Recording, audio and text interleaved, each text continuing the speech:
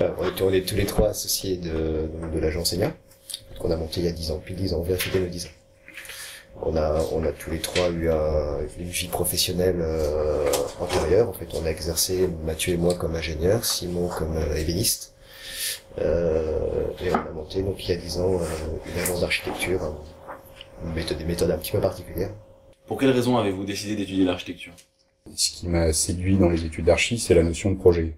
Voilà, qui est une notion qui est assez absente de l'enseignement scientifique, qui a un parcours peut-être plus linéaire, ce qui est évidemment pas du tout le cas du processus de projet, où voilà, on procède par les retours, voilà, remise en question permanente, etc.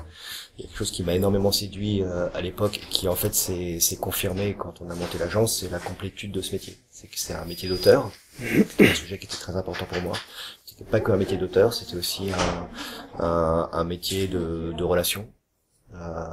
C'était aussi un métier technique, de développement technique, et puis aussi c'était un métier de chef d'entreprise.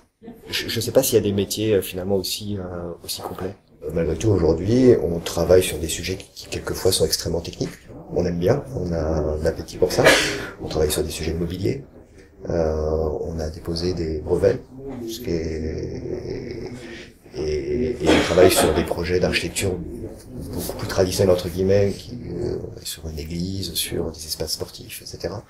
Et voilà, donc on a un peu une agence multifacette.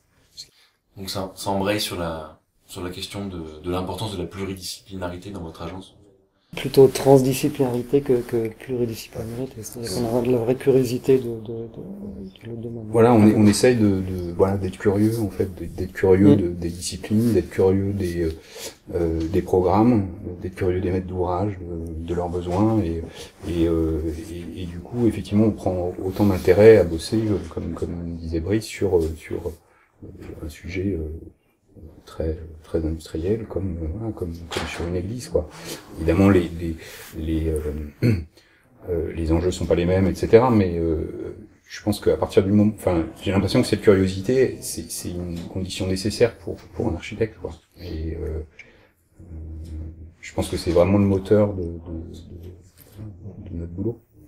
C'est aussi la multitude des intervenants. Tu parlais tout à l'heure des éclairistes, des paysagistes qui interviennent. C'est des gens qui interviennent dans notre processus de conception, d'une manière ou d'une autre. Donc, soit ils interviennent au forceps, en nous imposant des gaines qui passent aux endroits où pas qu'elles passent, soit on comprend le sujet et on intègre ça dans le projet architectural. Et c'est vrai qu'on a eu à travailler avec des banquiers, des curés, des militaires, des patrons de centrales nucléaires. Et voilà, c'est sans doute aussi le fait qu'on travaille à trois, qui fait que oui, que cette manière d'intégrer d'autres disciplines dans notre processus de fabrication du projet nous est assez facile.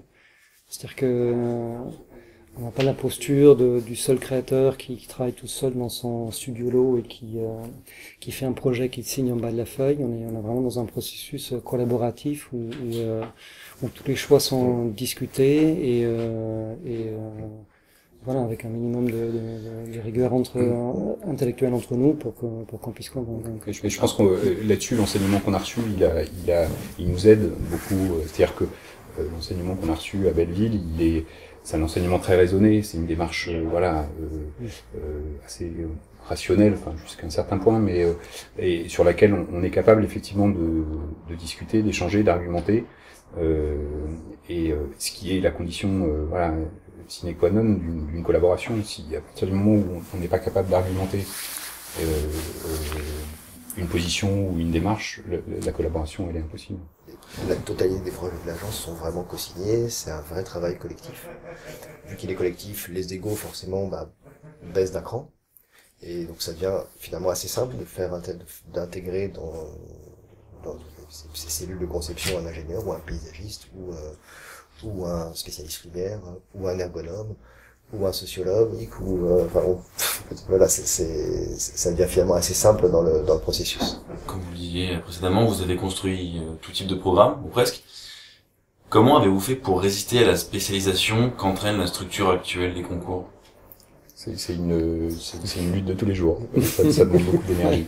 C'est quelque chose qu'on avait décidé dès le départ. Enfin, c'était de se dire que effectivement chaque bâtiment contribue à la fabrique de la ville et qu'il fallait se battre pour avoir accès et proposer pour chaque type de bâtiment de l'architecture pertinente. On s'aperçoit aujourd'hui que sur des territoires comme les nôtres, en fait, il y a près de 80% de la construction qui échappe.